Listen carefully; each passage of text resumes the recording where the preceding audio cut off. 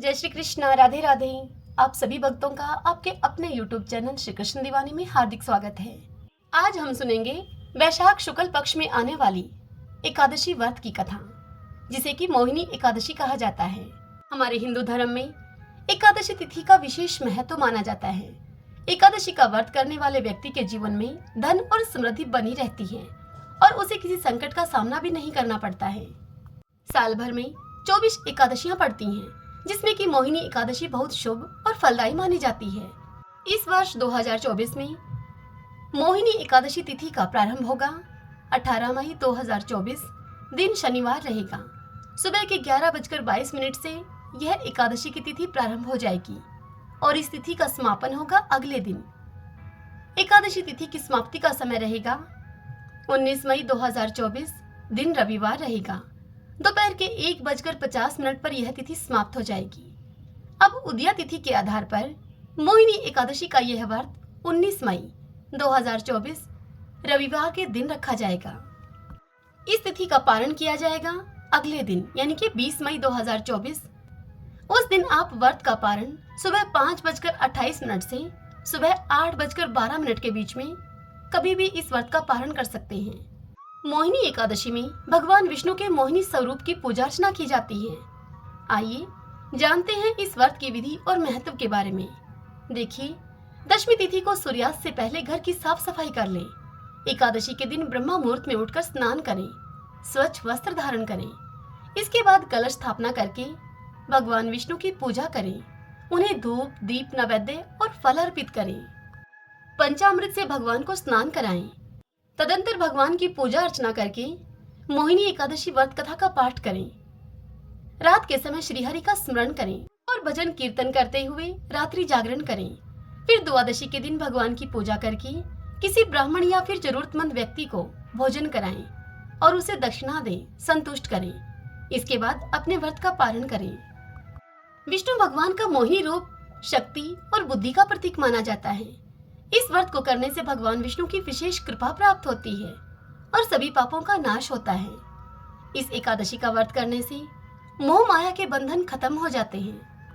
शास्त्रों के अनुसार मोहिनी एकादशी का व्रत पूरे विधि विधान से करने और रात्रि जागरण करने वाले व्यक्ति को वर्षों की तपस्या के बराबर पुण्य प्राप्त होता है। इससे प्राप्त पुण्य 1000 गायों का दान करने, तीर्थों की यात्रा करने और यज्ञों को करने से प्राप्त होने वाले पुण्य के बराबर होते हैं। इस व्रत के शुभ फल से व्यक्ति जन्म और पुनर्जन्म के चक्र से मुक्त हो जाता है और उसे मोक्ष की प्राप्ति होती है।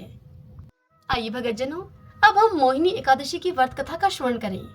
सभी बोलिए लक्ष्मी नारायण भगवान की जय। ओम नमो भगवते वासुदेवाय। युधिष्ठिर ने पूछा भगवान श्री कृष्ण से, हे जनार्दन, वैशाख माह के शुक्ल पक्ष में किस नाम की एकादशी होती है? उस एकादशी का क्या फल मिलता है तथा उसके लिए कौन सी विधि है, यह सब बताइए। यह सुनकर भगवान श्री कृष्ण युधिष्ठिर से बोले कि महाराज, पूर्व काल में परम बुद्धिमान श्री रामचंद्र जी ने महर्षि वशिष्ठ जी से यही बात पूछी थी जिसे आज तुम मुझसे पूछ रहे हो। श्री राम ने वशिष्ठ जी से पूछा था कि भगवान, जो समस्त पापों का क्षय तथा सब प्रकार के दुखों का निवारण करने वाला व्रतों में श्रेष्ठ उत्तम व्रत हो, उसे मैं आपसे सुनना चाहता हूँ। तब वशिष्ठ जी श्री राम से बोले कि श्री राम, तुमने यह बहुत ही उत्तम बात पूछी है। मनुष्य तुम्हारा नाम लेने से ही सब पापों से शुद्ध हो जाता है। फिर भी लोगों के हित की इच्छा से मैं पवित्रों में भी पवित्र उत्तम व्रत का तुमसे वर्णन करूंगा। वैशाख माह के शुक्ल पक्ष में जो एकादशी होती है उसका नाम मोहिनी है। वह एकादशी सभी पापों को हरने वाली और उत्तम है। उस व्रत के प्रभाव से मनुष्य मोहजाल और पातक समूह से छुटकारा पा जाते हैं। सरस्वती नदी के रमणीय तट पर भद्रावती नाम की एक सुंदर नगरी है। वहां पर धृतिमान नामक राजा, जो कि चंद्रवंश में उत्पन्न और सत्य प्रतीक थे, वह राजा राज्य करते थे। उसी नगर में एक वैश्य रहा करता था जो कि धन धान्य से परिपूर्ण और समृद्धशाली था। उस वैश्य का नाम था धनपाल। वह धनपाल सदा ही पुण्य कर्म में ही लगा रहा करता था। दूसरों के लिए पोशाला, कुआं, मठ, बगीचा, पोखरा और घर बनवाया करता था। वह भगवान श्री विष्णु की भक्ति में उस वैश्य का सदा ही अनुराग रहा करता था। वह सदा शांत रहता था। उस वैश्य के 5 पुत्र थे। सोमना, धोतीमान, मेधावी, सुकृत तथा दृष्ट बुद्धि। दृष्ट बुद्धि उस वैश्य का 5वां पुत्र था। वह सदा बड़े बड़े पापों में ही संलग्न रहा करता था। दृष्ट बुद्धि जुए आदि दुर्व्यसनों में उसकी बड़ी ही आसक्ति थी। वह दृष्ट बुद्धि वैश्याओं से मिलने के लिए लालायित रहा करता था। उस दृष्ट बुद्धि की बुद्धि न तो देवताओं के पूजन में लगती थी और न ही पितरों के पूजन में और न ही ब्राह्मणों के सत्कार में। वह दुष्ट आत्मा दृष्ट बुद्धि अन्याय के मार्ग पर चलकर पिता का धन बर्बाद किया करता था। एक दिन वह दृष्ट बुद्धि वैश्या के गले में बाहें डालकर चौराहे पर घूमता देखा गया। तब उसके पिता ने उसे घर से निकाल दिया तथा बंधु बांधुओं ने भी उसका परित्याग कर दिया। अब वह दृष्ट बुद्धि दिन रात दुख और शोक में डूबा हुआ तथा कष्ट पर कष्ट उठाता हुआ इधर उधर भटकने लगा। एक दिन किसी पुण्य के उदय होने से वह महर्षि कौंडिन्य के आश्रम पर जा पहुंचा। वह वैशाख का महीना था। तपोधन कौंडिन्य मुनि गंगा जी में स्नान करके आए थे। दृष्ट बुद्धि शोक के भार से पीड़ित होकर मुनिवर कौंडिन्य के पास गया और हाथ जोड़कर मुनिवर कौंडिन्य के सामने खड़ा होकर उनसे बोला कि ब्राह्मण, हे द्विश्रेष्ठ, मुझ पर आप दया करके मुझे कोई ऐसा व्रत बताइए जिसके पुण्य के प्रभाव से मेरी मुक्ति हो जाए। यह सुनकर कौंडिन्य मुनि उससे बोले कि वैशाख के शुक्ल पक्ष में मोहिनी नाम से प्रसिद्ध एकादशी का तुम व्रत करो। मोहिनी का उपवास करने पर प्राणियों के अनेक जन्मों के किए हुए मेरु पर्वत जैसे महापाप भी नष्ट हो जाते हैं। मुनिवर वशिष्ठ श्री राम जी से यह कथा सुनाते हुए कहते हैं कि हे श्री रामचंद्र, मुनि कौंडिन्य का यह वचन सुनकर उस वैश्य पुत्र दृष्ट बुद्धि का चित्त बड़ा ही प्रसन्न हो गया। उसने कौंडिन्य के उपदेश से विधि पूर्वक मोहिनी एकादशी का व्रत किया। हे श्री राम, इस व्रत के करने से वह निष्पाप हो गया और दिव्य देह को धारण करके गरुड़ पर आरूढ़ होकर सब प्रकार के उपद्रवों से रहित होकर श्री विष्णु धाम को चला गया। भगवान श्री कृष्ण इस कथा का श्रवण कराते हुए युधिष्ठिर से कहते हैं कि हे राजन, इस प्रकार यह मोहिनी एकादशी का व्रत बहुत उत्तम है। इस व्रत की कथा को पढ़ने और सुनने से सहस्त्र गौदान का फल मिलता है। सभी बोलिए विष्णु भगवान की जय। ओम नमो भगवते वासुदेवाय।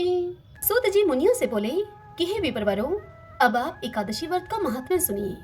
एकादशी का व्रत मोक्ष प्रदाता है। एकादशी चाहे शुक्ल पक्ष की हो या फिर कृष्ण पक्ष की, उस दिन अन्न नहीं खाना चाहिए। जो एकादशी को अन्न खाता है वह अपना जीवन नष्ट करता है। एकादशी व्रत के इच्छुक को चाहिए कि 10वीं और द्वादशी को भी एक ही समय भोजन करें। एकादशी व्रत का महात्म्य जानने की इच्छा एक बार राजा पृथु ने नारद जी से प्रकट की। तब नारद जी ने राजा पृथु को जो कुछ बताया वही मैं तुम्हें बताता हूँ।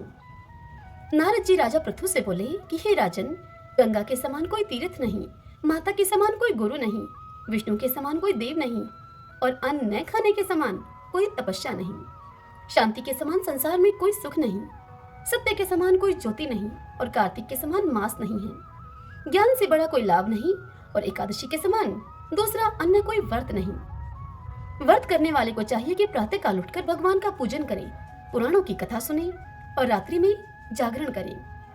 अब आप इस संबंध में एक प्राचीन कथा है, वह कहता हूँ, उसे सुनिए। हे राजन, नर्मदा नदी के तट पर गालो मुनि का एक बड़ा ही शोभायुक्त और मनोरम आश्रम था। उनका पुत्र भद्रशील भगवान विष्णु का परम भक्त था।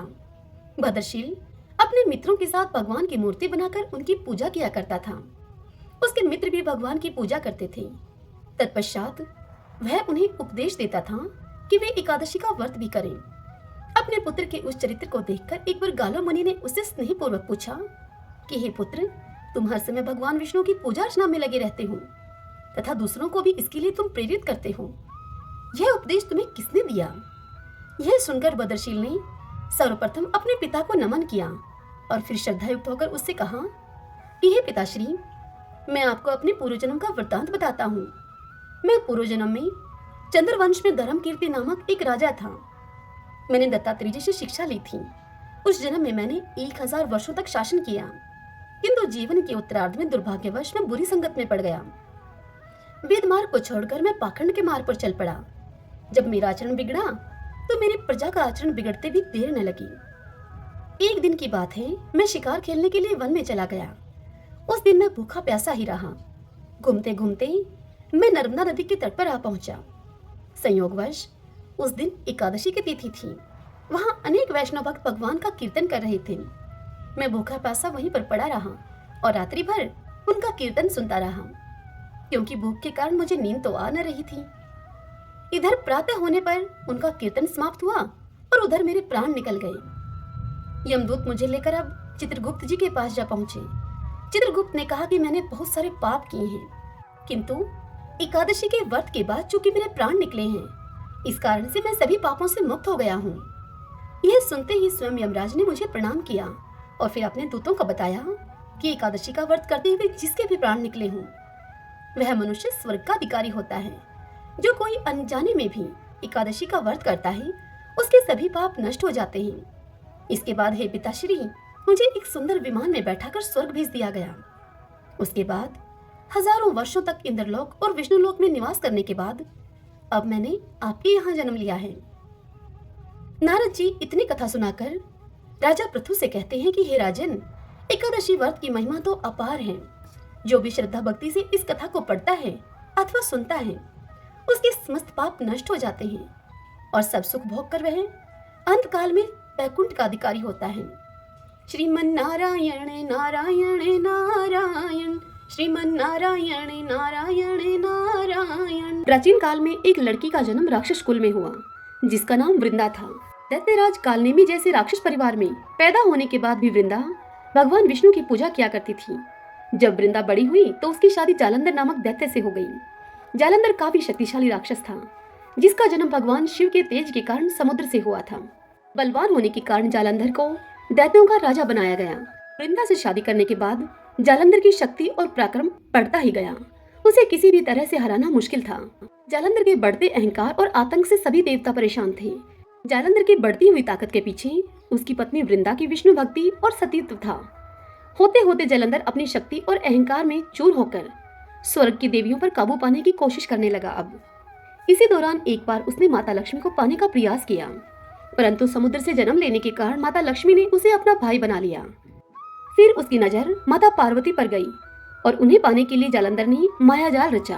अपने मायाजाल से जालंधर ने शिव का रूप धारण किया और माता पार्वती के करीब जाने की कोशिश करने लगा।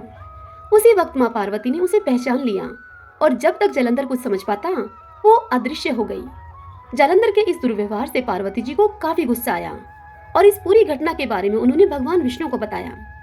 इधर जालंधर भगवान शिव से पार्वती जी को पाने के लिए कैलाश पर्वत पर युद्ध कर रहा था। तभी भगवान विष्णु ने जालंधर को सबक सिखाने की ठानी। सभी को पता था कि जालंधर अपनी पत्नी के पूजा पाठ और सतीत्व की वजह से ही आज ये हुआ है। ऐसे में भगवान विष्णु ने जालंधर को हराने के लिए उसकी पत्नी का पतिव्रत धर्म भंग करने के लिए मायावी चाल चली। भगवान विष्णु एक साधु का रूप धारण करके वृंदा से वन में मिलने के लिए गए। उनके साथ दो मायावी राक्षस भी थे, जिन्हें देखते ही वृंदा डर गई। तभी भगवान विष्णु ने उन दोनों राक्षसों का वृंदा के सामने ही वध कर दिया। वृंदा यह देखकर समझ गई कि ये कोई आम व्यक्ति नहीं है। उसी पल वृंदा ने साधु से अपने पति के बारे में पूछा। साधु बने हुए भगवान विष्णु ने अपनी माया शक्ति से दो बंदर प्रकट किए। दोनों बंदरों के हाथ में जालंधर का सिर और धड़ था। यह देखते ही वृंदा बेहोश हो गई। कुछ समय के बाद होश में आने पर वो साधु से अपने पति को दोबारा जिंदा करने की प्रार्थना करने लगी। वृंदा की विनती सुनकर उसकी आंखों के सामने ही साधु ने अपनी माया से जालंधर के कटे हुए शरीर के हिस्सों को जोड़ दिया और स्वयं उस शरीर में समा गए। वृंदा को जरा सा भी अंदाजा नहीं था कि उसके साथ ऐसा छल किया गया है। जालंधर का रूप धारण किए हुए विष्णु जी को वृंदा अपना पति समझकर रहने लगी। वृंदा के ऐसा करने से उसका सतीत्व भंग हो गया, जिसके बाद जालंधर कैलाश पर्वत में युद्ध हार गया। जब वृंदा को यह सच पता चला तो उसने गुस्से में विष्णु भगवान को पत्थर बनने का श्राप दे दिया। इस घटना के बाद वृंदा स्वयं सती हो गई। जिस स्थान पर वह भस्म हुई वहां तुलसी का पौधा प्रकट हुआ। विष्णु भगवान वृंदा के पति भक्ति से प्रसन्न हुए और उन्होंने कहा कि हे वृंदा, तुम्हारी पति भक्ति देखने के बाद मुझे तुम प्रिय लगने लगी हो। अब सदैव तुम मेरे साथ तुलसी के रूप में रहोगी। तुम्हारे तुलसी रूप का जो भी व्यक्ति मेरे शालिग्राम के साथ विवाह कराएगा, उसे 1000 गुना यश और पुण्य प्राप्त होगा। जिस भी मनुष्य के घर में तुलसी का वास होगा, उस घर में कभी भी असमय यमदूत नहीं आएंगे। आगे भगवान ने कहा कि तुलसी के पौधे की पूजा करने वालों को गंगा और नर्मदा में स्नान करने के बराबर पुण्य प्राप्त होगा। संसार में चाहे कोई भी मनुष्य कितना भी दुष्ट क्यों न हो, कितने भी पाप क्यों न किए हों, मृत्यु के दौरान उसके मुख में तुलसी और गंगाजल अवश्य दिया जाएगा। इससे वह अपने पापों से मुक्त होकर वैकुंठ धाम को जाएगा। इसके अलावा जो व्यक्ति तुलसी और आंवले के पेड़ की छाया में पितरों का श्राद्ध करेगा, उसके पितरों को मोक्ष मिलेगा। अभी बोलिए गौ माता की जय। महाराज दिलीप और देवराज इंद्र में गहरी मित्रता थी। देवराज इंद्र के बुलाने पर एक बार राजा दिलीप स्वर्ग गए। देव असुर संग्राम में देवराज ने महाराज दिलीप से सहायता मांगी। राजा दिलीप ने सहायता करने के लिए हामी भर दी और देवासुर युद्ध हुआ। युद्ध समाप्त होने पर स्वर्ग से लौटते समय मार्ग में कामधेनु मिली। तब राजा दिलीप ने पृथ्वी पर आने की आतुरता के कारण कामधेनु को देखा नहीं। कामधेनु को उन्होंने प्रणाम नहीं किया, न ही उनकी प्रदक्षिणा की। इस अपमान से रुष्ट होकर कामधेनु गाय ने राजा दिलीप को यह श्राप दे दिया कि मेरी संतान नंदिनी गाय यदि तुझ पर कृपा न करे तो फिर पुत्रहीन ही रहेगा। राजा को इस विषय में कुछ भी नहीं पता था, जिसके कारण राजा के कोई पुत्र नहीं हुआ और वे पुत्र न होने के कारण से स्वयं तथा महारानी और प्रजा के सभी लोग चिंतित रहने लगे और बड़े ही दुखी रहा करते थे। पुत्र प्राप्ति की इच्छा से महाराज दिलीप रानी के साथ कुलगुरु महर्षि वशिष्ठ के आश्रम पर पहुंचे। महर्षि सब कुछ समझ गए। महर्षि ने राजा से कहा कि यह गौ माता के अपमान के पाप का फल है, सो भी गौ की पुत्री नंदिनी गाय हमारे आश्रम पर विराजती है। महर्षि ने राजा को यह आदेश दिया कि कुछ काल के लिए आश्रम पर रुककर मेरी कामधेनु नंदिनी गाय की तुम सेवा करो। यह सुनकर महाराज दिलीप ने गुरु की आज्ञा को स्वीकार कर लिया। महारानी सुदक्षिणा अब प्रातःकाल उस गौ माता की भली भांति पूजा करती थी। आरती उतारकर नंदिनी को पति के संरक्षण में वन में चरने के लिए विदा करती। राजा दिलीप दिन भर छाया की भांति उस नंदिनी गाय का अनुगमन करते, उसके पीछे पीछे रहते, उसके ठहरने पर ठहरते, उसके चलने पर चलते, उसके बैठने पर राजा भी बैठ जाते और उसके जल पीने पर राजा भी जल पीते। जब संध्या काल का समय होता, जब सम्राट के आगे आगे सद पर सुता बाल वत्सा नंदिनी आश्रम को लौटती तो महारानी देवी सुदक्षिणा हाथ में अक्षत का पात्र लेकर उसकी प्रदक्षिणा करके उसको प्रणाम करती और अक्षत आदि से पुत्र प्राप्ति रूप अभीष्ट सिद्धि देने वाली उस नंदिनी का विधिवत पूजन करती। अपने बछड़े को यथेच पयपान कराने के बाद धो ली जाने वाली नंदिनी की रात्रि में दंपति पुनः परिचर्या करते। अपने हाथों से कोमल हरित शष्प कवल खिलाकर यानी कि हरी घास खिलाकर उसको तृप्त करते और नंदिनी गाय के विश्राम करने पर वह स्वयं भी विश्राम करते, शयन के लिए जाते। इस तरह उसकी परिचर्या करते करते अब 21 दिन बीत गए। तब एक दिन की बात है, राजा दिलीप वन में नंदिनी का अनुराग करते हुए महाराज दिलीप की दृष्टि क्षण भर के लिए अरण्य की प्राकृतिक सुंदरता में अटक गई कि तभी उन्हें नंदिनी का आर्तनाद सुनाई दिया। वह नंदिनी गाय एक भयानक सिंह के पंजों में फंसकर चटपटा रही थी। उन्होंने आक्रामक सिंह को मारने के लिए अपने तरकश से तीर निकालना चाहा, किंतु उनका हाथ जड़वत निश्चेष्ट होकर वहीं पर अटक गया। वे चित्रलेखे से वहां पर खड़े रह गए और भीतर ही भीतर वह चटपटाने लगे।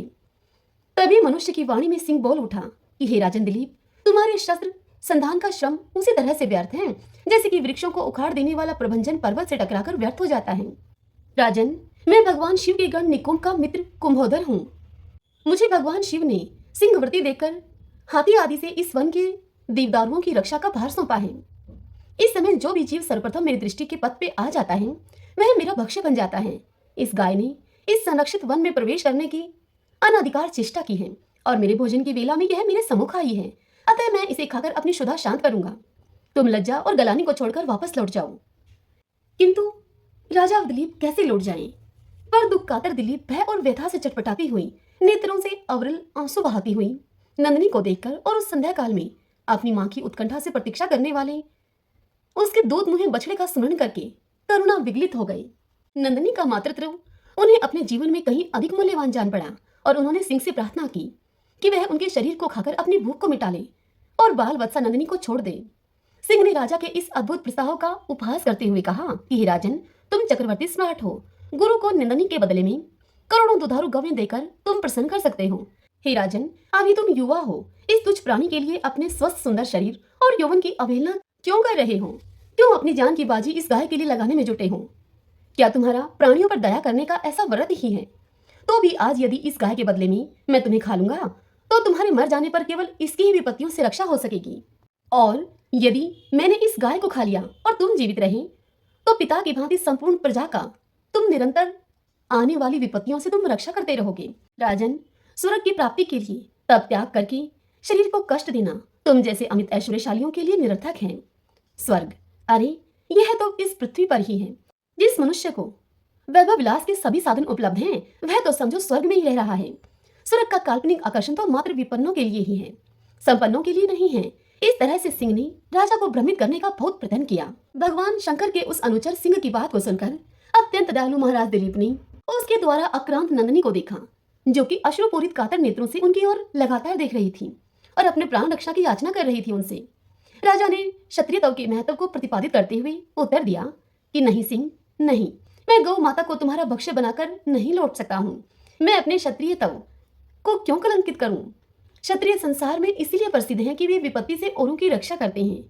राज्य का भोग भी उनका लक्ष्य नहीं है।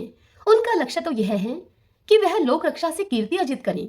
निंदा से मलिन प्राणों और राज्य को तो वे तुच्छ वस्तुओं की भांति त्याग देते हैं। इसलिए हे सिंह, तुम मेरे इस शरीर की चिंता मत करो, इस पर दयालुता न दिखाओ।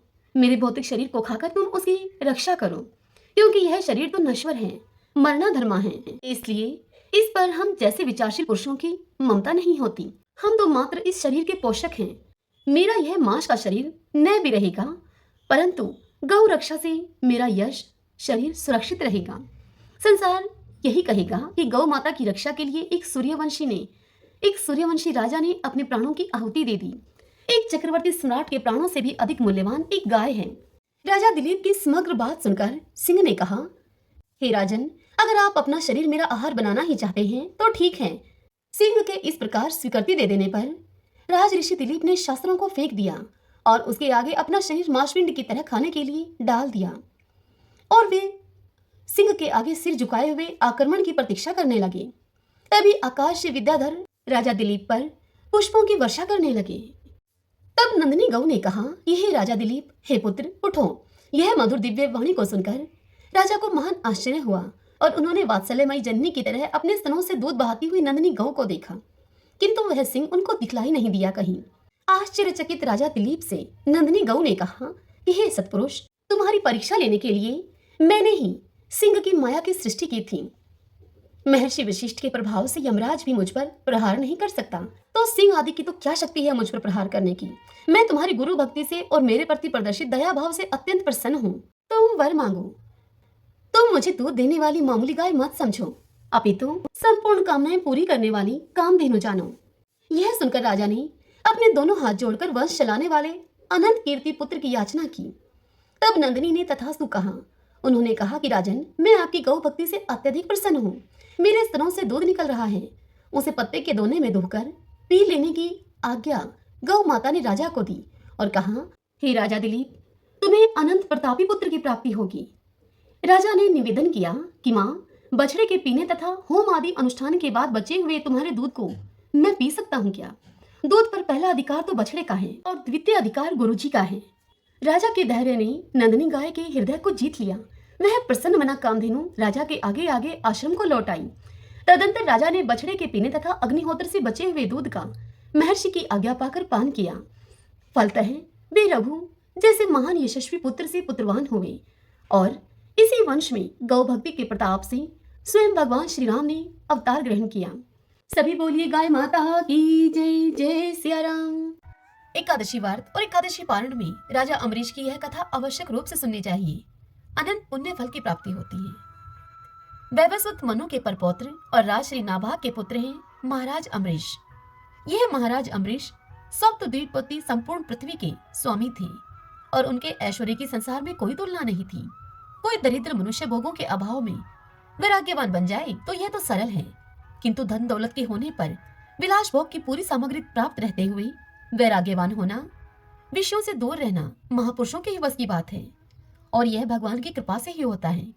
थोड़ी संपत्ति और साधारण अधिकार भी मनुष्य को घमंडी बना देते हैं, किंतु जो भाग्यवान ऐशरण या फिर शरण दीनबंधु भगवान के चरणों का आश्रय ले लेते हैं, जो उन मायापति श्री हरि की रूप माधुरी का सुधा स्वाद पा लेते हैं, माया की मादकता उन्हें रूखी लगती है, मोहन की मोहिनी जिनके प्राण मोहित कर लेती है, माया का ओछापन उन्हें लुभाने में असमर्थ हो जाता है, वे तो जल में कमल की भांति संपत्ति और ऐश्वर्य के मध्य भी निर्लिप्त ही रहते हैं। वैवस्वत मनु के परपौत्र और राज ऋषि नाभाग के पुत्र अम्बरीश को अपना ऐश्वर्य सोपन के समान असत जान पड़ता था।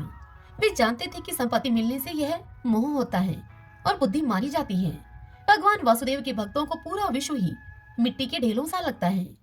विश्व में तथा उसके भोगों में नितांत अनासक्त अम्बरीश जी ने अपना सारा जीवन परमात्मा के पावन पाद पद्मों में ही लगा दिया था।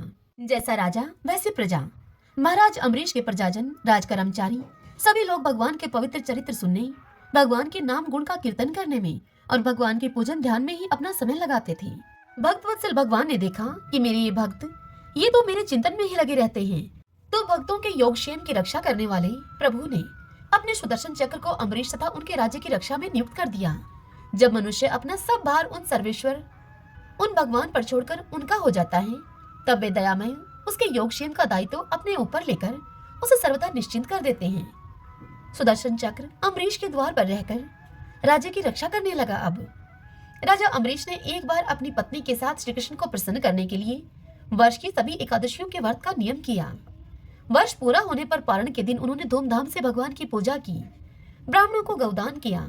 यह सब करके जब वे अपने व्रत का पारण करने जा रहे थे, तभी वहां पर महर्षि दुर्वासा अपने शिष्यों के सहित पधारे। राजा ने उन सबका सत्कार किया और उनसे भोजन करने की प्रार्थना की। दुर्वासा मुनि ने राजा की प्रार्थना को स्वीकार कर लिया और स्नान करने के लिए वे यमुना तट पर चले गए। द्वादशी केवल अभी एक घड़ी ही शेष थी। द्वादशी में एकादशी व्रत का पारण न करने से व्रत भंग होता है। उधर दुर्वासा जी आएंगे कब, यह कुछ पता नहीं था। अतिथि से पहले भोजन करना अनुचित था। ब्राह्मणों से व्यवस्था लेकर राजा ने भगवान के चरणोदक को लेकर अपने व्रत का पारण कर लिया और फिर वे व्रत का पारण करने के लिए, भोजन करने के लिए ऋषि की प्रतीक्षा करने लगे। दुर्वासा जी ने स्नान करके लौटते ही तपोबल से राजा के पारण करने की बात को जान लिया। वे अत्यंत क्रोधित हुए कि मेरे भोजन करने से पहले ही इसने क्यों पारण किया। उन्होंने मस्तक से एक जटा उखाड़ ली और उस जटा को जोर से पृथ्वी पर पटक दिया। उससे कालाग्नि के समान कृता नाम की एक भयानक राक्षसी निकली। वह राक्षसी तलवार लेकर राजा को अब मारने के लिए दौड़ी। राजा जो के त्यों खड़े रहे, उन्हें तनिक भी भय नहीं लगा। सर्वत्र सब रूपों में भगवान ही है। यह देखने वाला भगवान का भक्त भला कहीं अपने ही दयामयी स्वामी से डर सकता है क्या। राजा अम्बरीश को तो कृत्या भी भगवान का ही रूप दिखी, परंतु भगवान का सुदर्शन चक्र तो भगवान की आज्ञा से पहले से ही राजा की रक्षा में नियुक्त था। उसने पलक मारते ही कृत्या को भस्म कर दिया। फिर दुर्वासा की भी खबर लेने के लिए उसकी ओर दौड़ा। अपनी कृत्या को इस प्रकार नष्ट होते और ज्वालामय कराल चक्र को अपनी ओर आते हुए देखकर दुर्वासा जी अपने प्राण लेकर भागे। वे दशों दिशाओं में, पर्वत की गुफाओं में, समुद्र में, जहां जहां छिपने के लिए गए, चक्र वहीं उनका पीछा करता गया। आकाश पाताल में वे सब कहीं गए।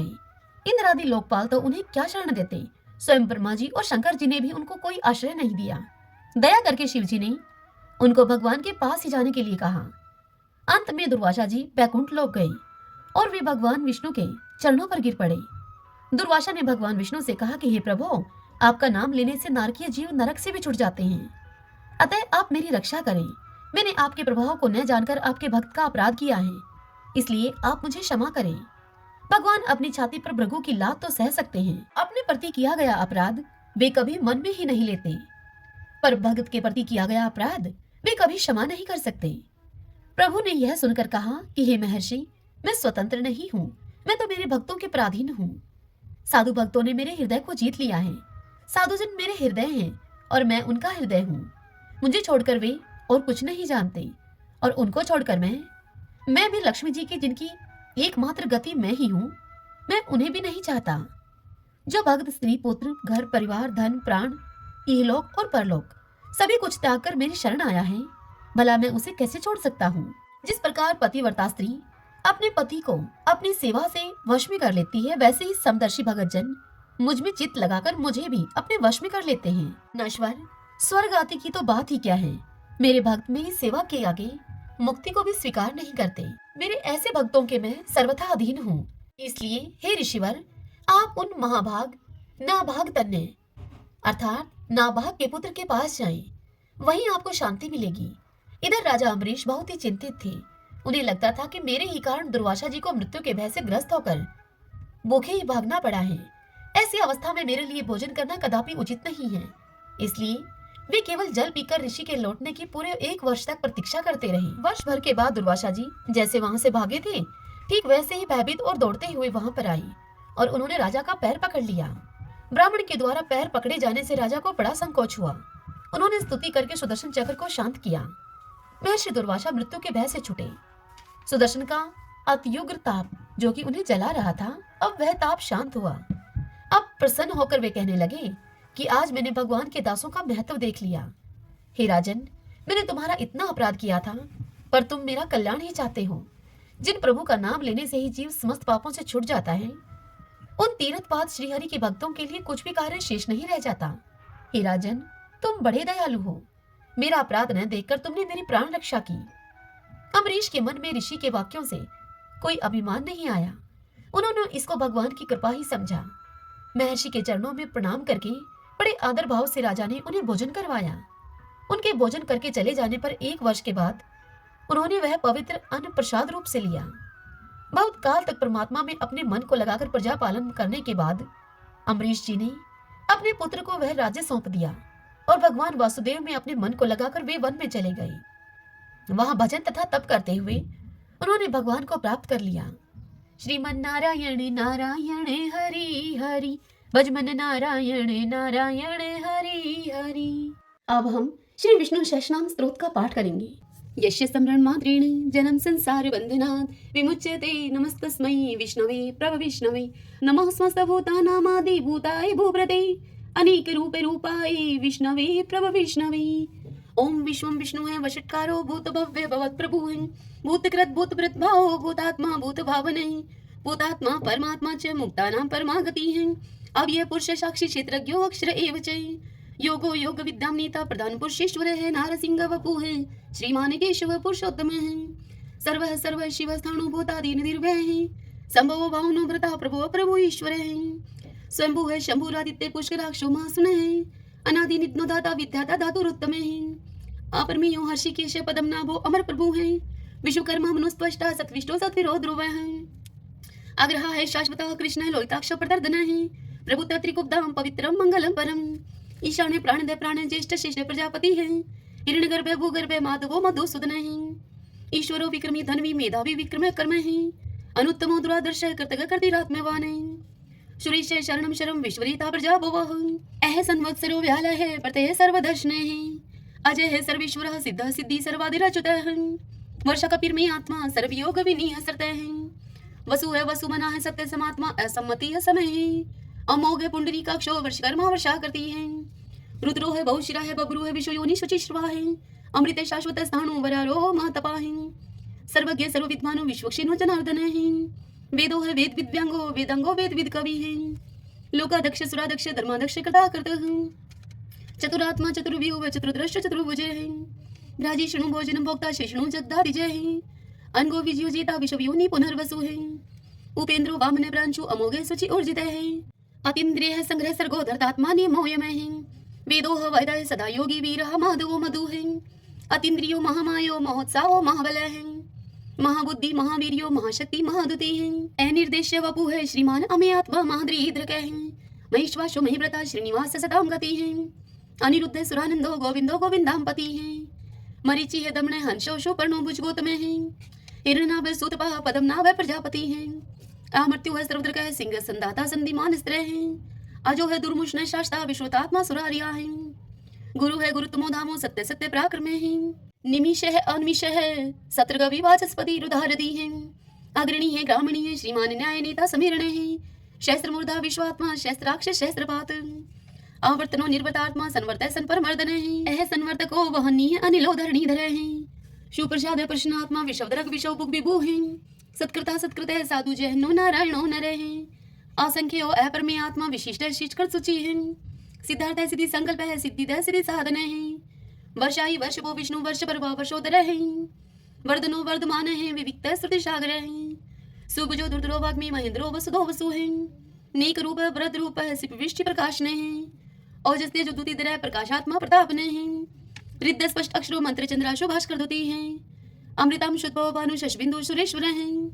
औषधम जगत सेतु सत्य धर्म पराक्रम है, भूत भव्य भवनाथ है पवने पावनो अनले है, काम काम कृत कांत है काम है काम प्रदय प्रभु है, युगाधिकृत युगावर्तो नेकमायो महाशने है, अदृश्य अव्यक्त रूप शस्त्रजित अनंत जित है, इष्टो अवशिष्ट शिष्टेष्ट शिखंडी नवशो वर्ष है, क्रोध क्रोध कृत करता विश्वबाहु महिधर है, अच्युत प्रतित प्राण है प्राण दो वासवानुज है, अपाम निदिर्दिष्टानम परमत प्रतिष्ठित है, स्कंद स्कंदरो दुर्यो वर्दो वायु वाहन है, वासुदेव व्रत भानु आदि देव पुरंदर है, अशोक सारण सार शूर शूरी शनेश्वर अनुकूल शतावर्त पद्मी पदम निवेक्षण पद्मनाभो अरविंदाक्ष पदम गर्भ शरीर भृत महदीरिदो वरदात्मा मोक्षो गरुड़ो दुजय अतुल्य शर्वो भीमः संयगो हवि हरि सर्वलक्षण लक्षणयो लक्ष्मीवान समिंत जय वीक्षरो रोहितो मार्गो हेतु दामोदर सह महिद्रे महाभागो वेगवान मिताशने उद्भव शोभनो देव श्रीगर्भ परमेश्वर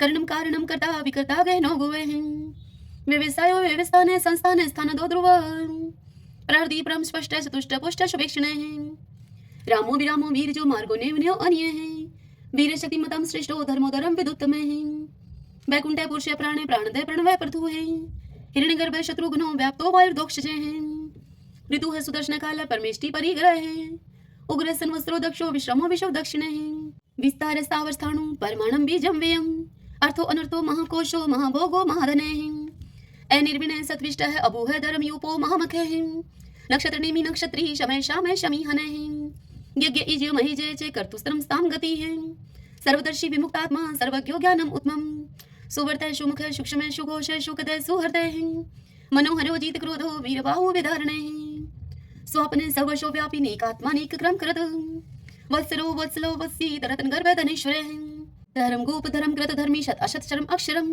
ए विज्ञाता शस्त्रांशु विधाता कृत लक्षण गपस्तीने मी सत्वस्त सिंहो भूत महेश्वर आदिदेवो महादेव देवशो देव भ्रत गुरु उत्तरो गोपतिर्गुप्ता ज्ञान गम्य पुरातन शरीर भूत भ्रत भुक्ता कपिंद्रो पुरी दक्षिण सोमको अमृतप सोम पुरुषित पुरुषोत्तम विनियुजे सत्य संधो दशर सत्वतम पति जीवो अभिनेता साक्षी मुकुंदो अमित विक्रम अंबो निदिनंतात्मा मोदधिशयो अनंत के अजय है मारे है स्वभाव जीता मित्र प्रमोदने आनंदो नंदनो नंद सत्य धर्मा त्रिविक्रम महर्षि कपिलाचार्य कर्तघमेदनी पति हैं त्रिपद त्रिदशा अध्यक्षो मास्त्रं कृतांत करते हैं महावराहो गोविंद सुषेण कनकांगदी गुह गभीरो गहनो गुप्त चक्र गदाधरे वेदा स्वंगो अजित कृष्णो दृढ़ संकर्षण अचुते हैं वर्णो वारणो वृक्ष पुष्कराक्षो महामना है भगवान भगानंदी वनमाली हलायुदय आदित्यो ज्योतिरादित्य शैषणो गति समः शुधन्वा खंड परशु है दारुणो दर्विण प्रदय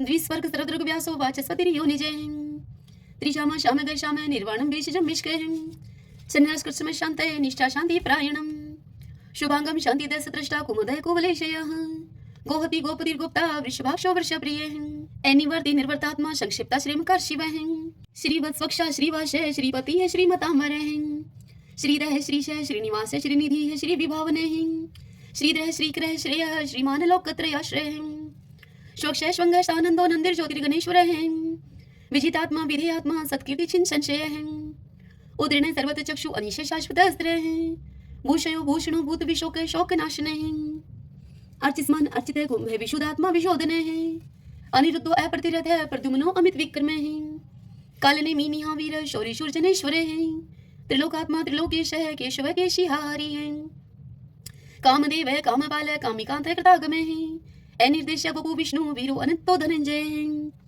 ब्राह्मणियो ब्रह्माग्रत ब्रह्मा ब्रह्म ब्रह्मा विवर्धने ब्रह्माविद ब्राह्मणो ब्रह्मी ब्रह्माग्यो ब्राह्मण प्रिय महाकर्मो महाकर्मा महातेजा महोरगे महाक्रतु महायज्वा महायगो महावीर सत्वय स्तोप्रिय स्तोत्रम स्तोतरण प्रिय पूर्ण पुरिता पुण्य पुण्य की भी अनामय मनोजव तीरथ करो वसुरिता वसुप्रदय वसुप्रदो वासुदेवो वसु है वसु मनाहावी सद्गति है सत्कृति है सत्ता सद्बुद्धि सत्य प्रायण सूरसेनो यदुश्रेष्ठ सन्निवास स्वयामुने भूतावासो वासुदेव सर्वासु निलयो अनिलय दृपः दृप्तो दृप्तो दुर्दुरो अपराजित विश्वमूर्ति महामूर्ति दितमूर्ति अमूर्तिमान अनेक मूर्ति अव्यक्त है शतमूर्ति शतानन एकोनेक स्वः किमित तत्पद अनुत्तमम् लोकबंधु लोकनाथो माधवो भक्त वत्सल स्वर्णवर्णो हेमांगो व्रांग चंदनांगदी वीरहा विश्व शून्यो गर्ताशी अचल चल एमानी मान दो मानो लोक स्वामी त्रिलोकद्रक सुनीता मेद जो धन्य सत्य मेधा धराधर तेजो वृषो दुतिधर सर्वशस्त्र प्रतांबर प्रग्रो निग्रो व्यग्रो नेक श्रृंगो गदागर्ज चतुर्मूर्ति चतुर्बाहु चतुर्व्यूह चतुर्गति चतुर आत्मा चतुर्भाव चतुर्वेद विद एकपात समावर्तो अनिर्वर्तात्मा दुर्जो दुर्ति कर्म दुर्लभो दुर्गमो दुर्गो दुरावासो दुरारिया शुभंगो लोक सारंग सुतंतु सुतंतु वर्धन इंद्रकर्मा महाकर्मा कृतकर्मा कृतागम उद्भवो सुंदरो सुंदो रत्ननाभ सुलोचन अर्को वासना श्रृंगी जयंत सर्व विजयी है। स्वर्ण बिंदु अक्षोभय सर्वागी सुरेश्वरे हैं। महाहदो महागतो महाभूतो महानिधि हैं। कुंदय कुंदरे कुंदय पर्जने पावनो अनिलय हैं। अमृताशो अमृतोपु है सर्वज्ञ सर्वतो मुखे हैं। शूलुभ है शुभर्त सिद्ध शत्रु शत्रुतापने हैं। नेक्रोत उदंबरो अशुत चाणुरांत निशोधने हैं। शस्त्रार्थी सप्तजीव सप्तदा सप्तवाहने हैं। अमूर्तिर अनगे अचिंत्य भय करत भय नाशने हैं। अणुः व्रतः कृश स्थूल गुणमृत निर्गुणे महाने हैं। ऐद्रते सवद्रते श्वासे प्रागवंशो वंशवर्धने हैं। भार व्रत कथित योगी योगी सर्व कामदे हैं। आश्रम शर्मण श्याम सुपर्णो वायु वाहन हैं। धनुर्धरो धनुर्वेदो दंडो दमिता दमय हैं। अपराजित सर्वशहो नियता नियमो अयमय हैं। सदोवान सात्विक सत सत धर्म प्रायण हैं। अभिप्राय प्रियारो अर्ह प्रियकृत प्रतिवर्धन हैं। विहार सगति ज्योति है सुरुचि उद्भुग विभु है। रवि विरोचन सूर्य है सविता रवि लोचन है। अनंत हूत भूत भोक्ता सुख दोनिक जो अग्रज है। निर्णय सदामर्षि लोकधिष्ठानम अद्भुत है। सनातन सनातन तमय कपिल है कपिर पे है। स्वस्ति स्वस्ति कृत स्वस्ति स्वस्ति भुक स्वस्ति दक्षिण है। एरुद्र कुंडली चक्री विक्रम उच्च शासन है। शब्दाति के शब्द शह शिशिर शर्वरी करे हैं। अक्रूर पेशलो दक्षो दक्षिण शमिनांबर है। विदुत्मा विद्भय पुण्य शर्वण कीर्तन है। उतारणो दुष्कृति पुनोदश पन्नाशने हैं। वीर रक्षण संतो जीवन प्रिय वस्थित हैं। अनंत रूप अनंत श्री जीत वन्यो व्यापय।